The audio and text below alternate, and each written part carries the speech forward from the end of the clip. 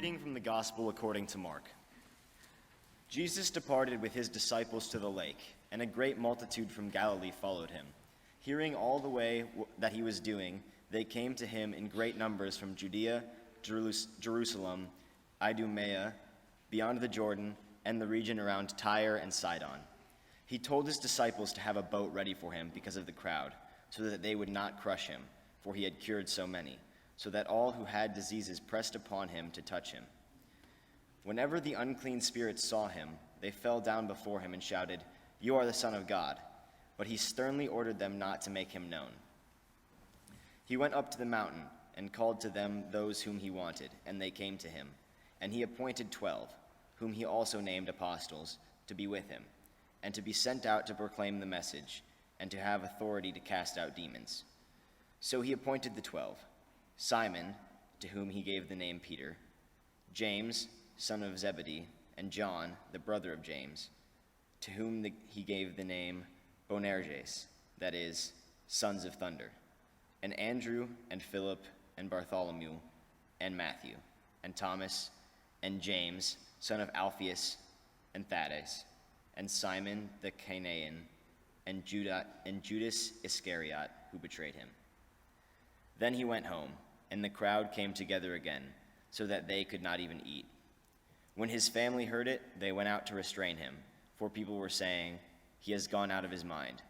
And the scribes who came down from Jerusalem said, "He has Beelzebul, and by the ruler of the demons he has cast out demons."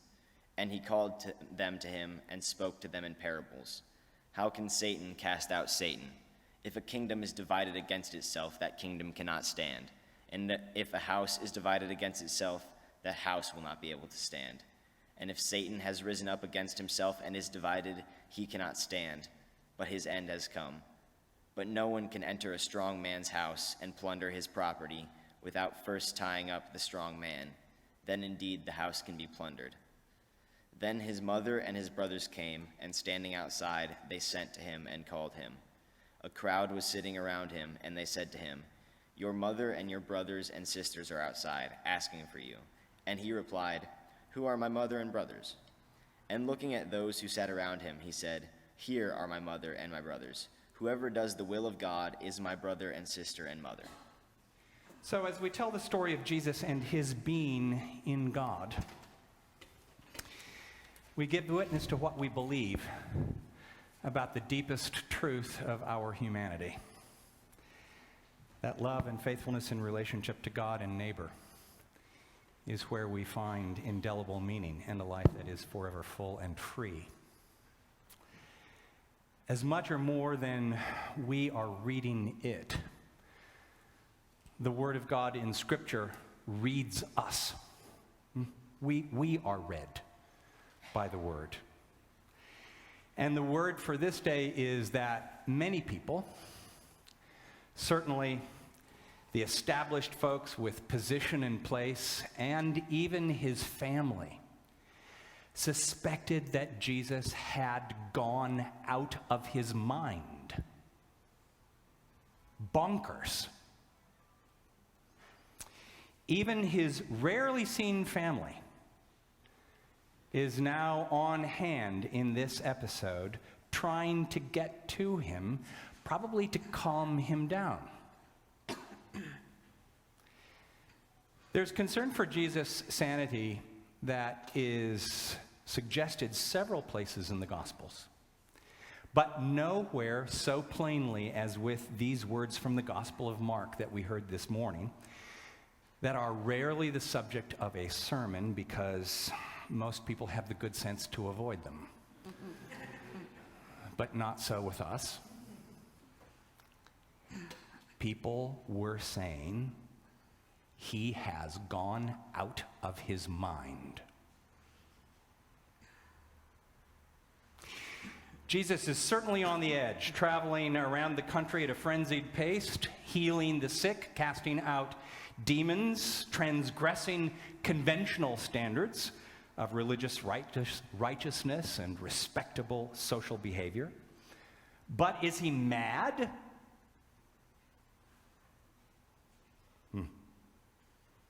and the concern about his sanity.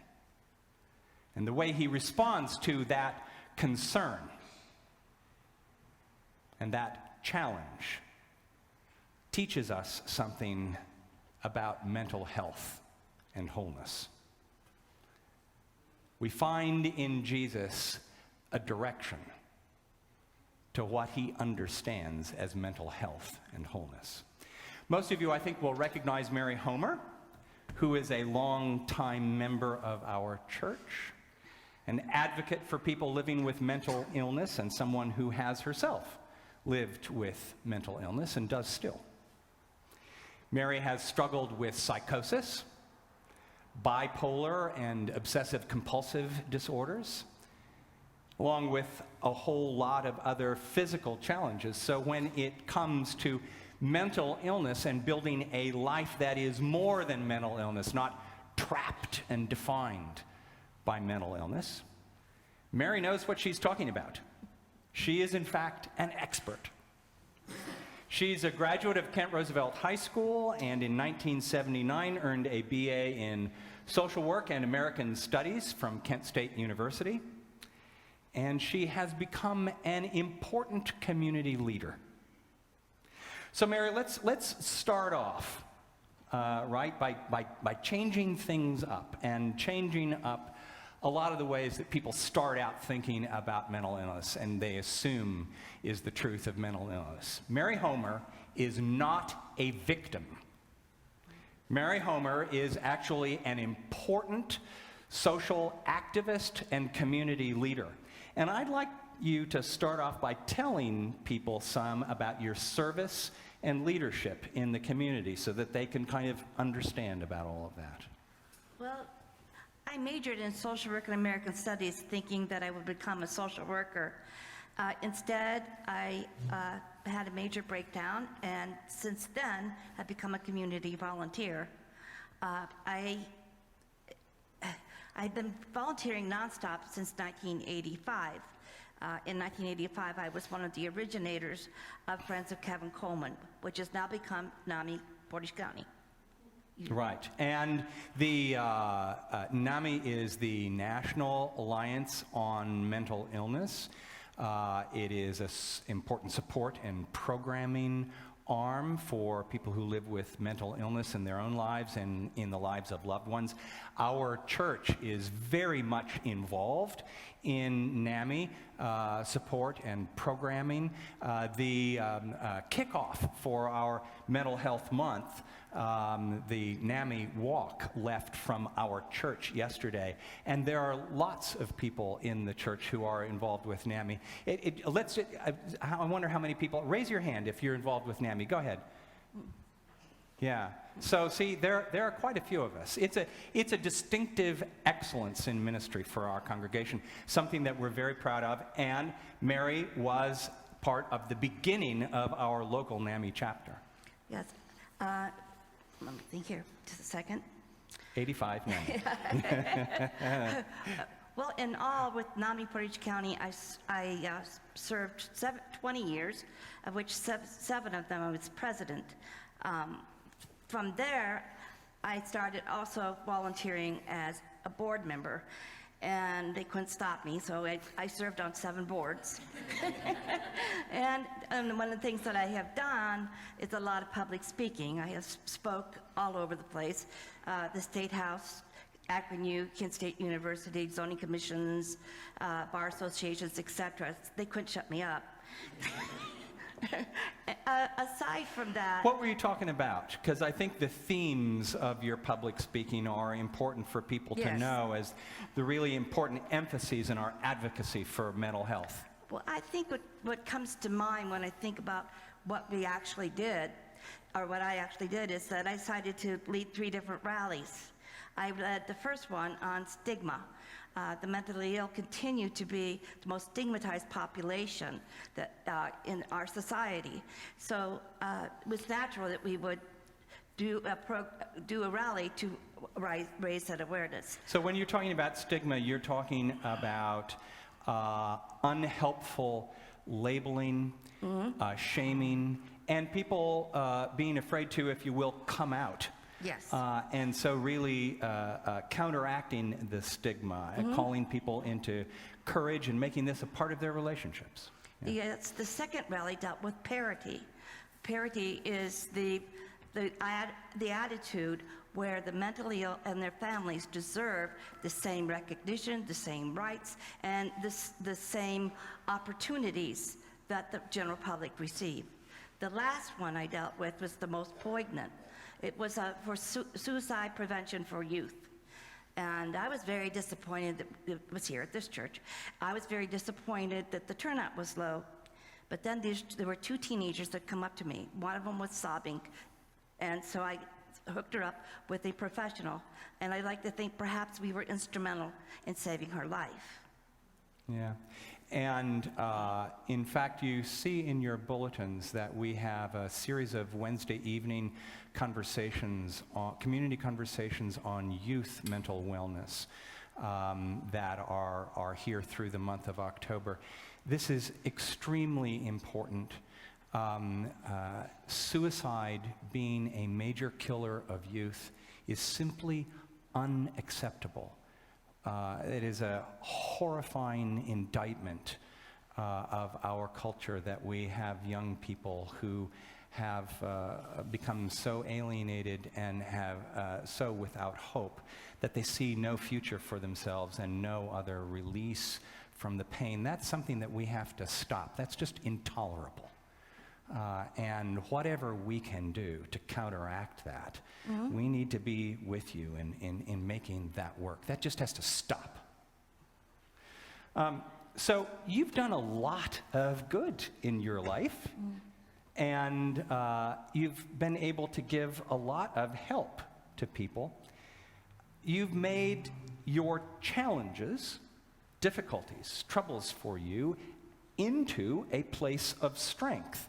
Something that you are able to use to help other people, to reach out and be in solidarity and support with other people. But it wasn't always so.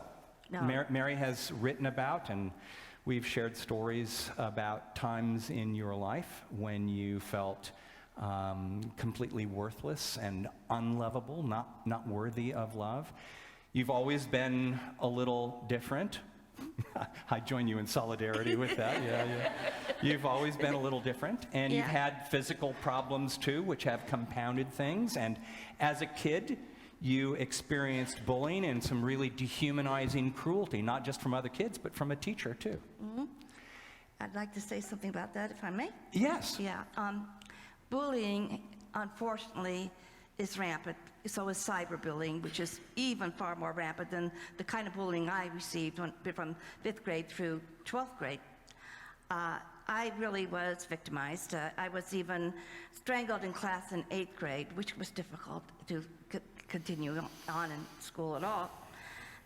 But by 11th grade, I was so tired of the bullying that I decided to deal with it in a different way. So if anybody came up to me and was mean or said sarcastic or threatening, I would just simply say, "Thank you, have a nice day." and I did this for 2 years.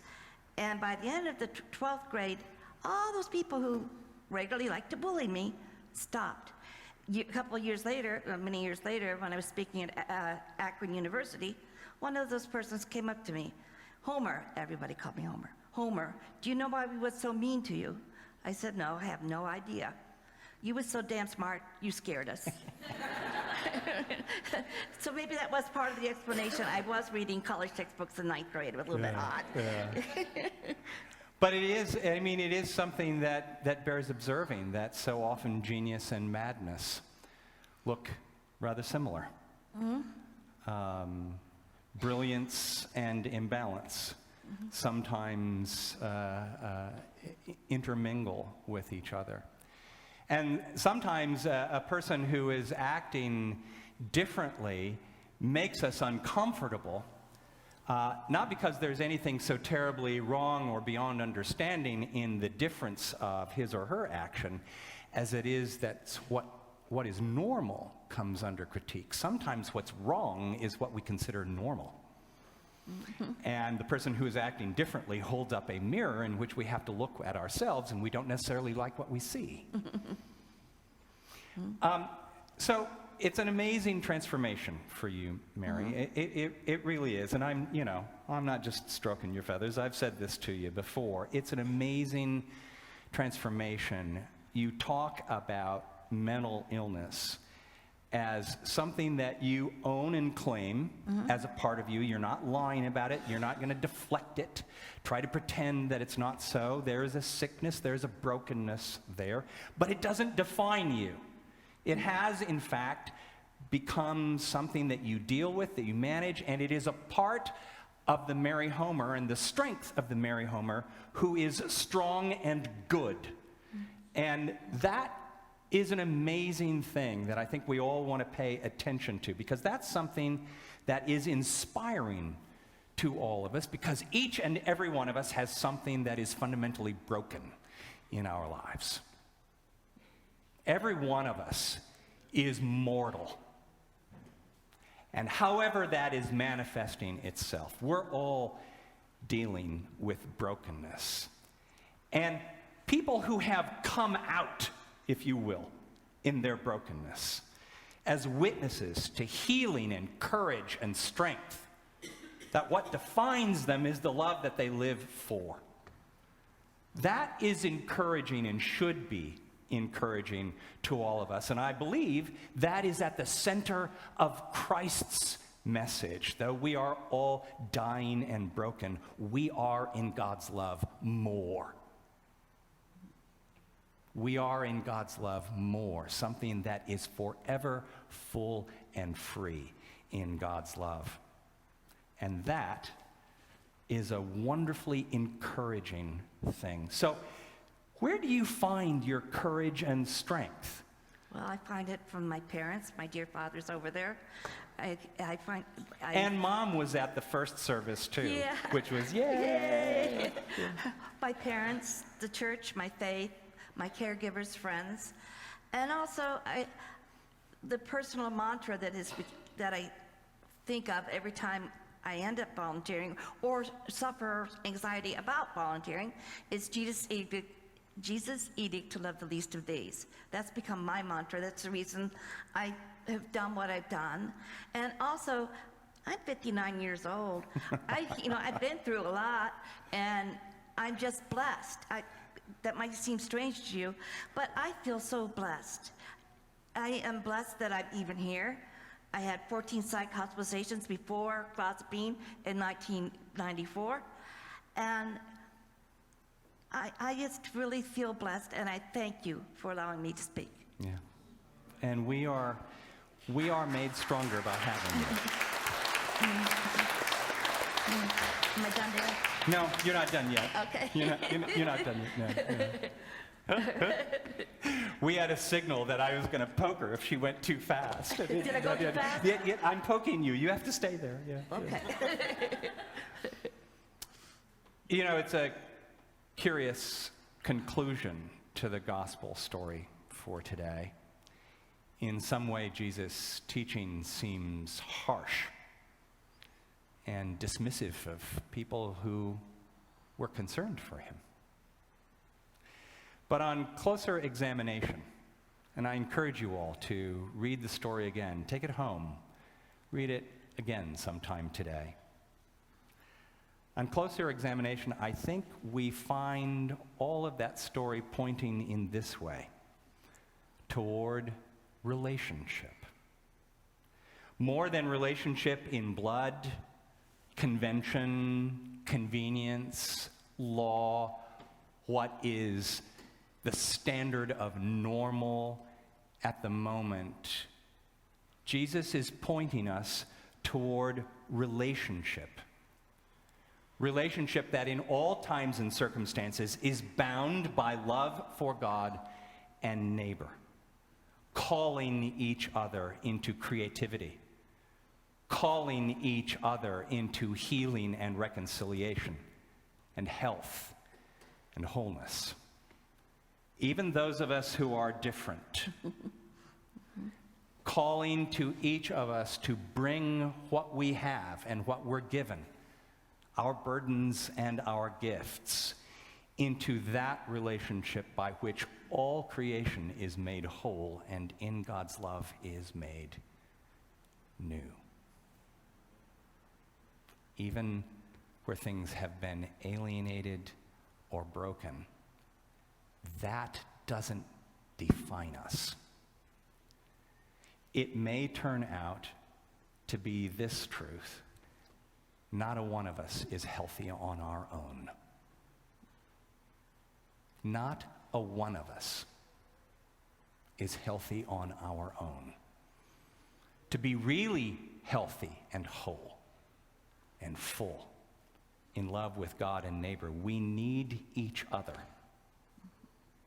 And I think one of the things that we can recognize in Mary and in her story of courage and perseverance and faithfulness and discovering the fullness of her life in love through giving herself to others. One of the things that we can discover is that our lives are made so much richer with people who sometimes in fear we might have dismissed. I like the world a lot better with you, Mary Homer. Well, thank you. I think the same of you. God bless you all. Now you can go. What about the poem? Pardon? The poem? Oh, yeah. I almost forgot something. Yeah. Mary's poem is, I think, a wonderful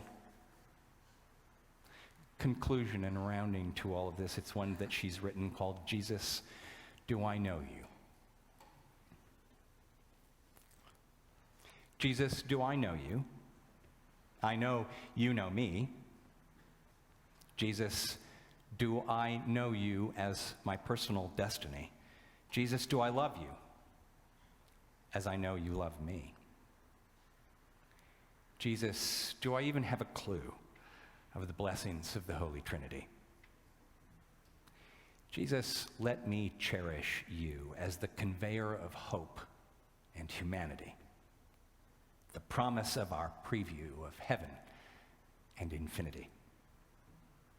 Jesus, how I need you with your magnanimity, the hope and grace in lieu of a life of faithlessness and inner depravity. We need each other, and thank God we have each other.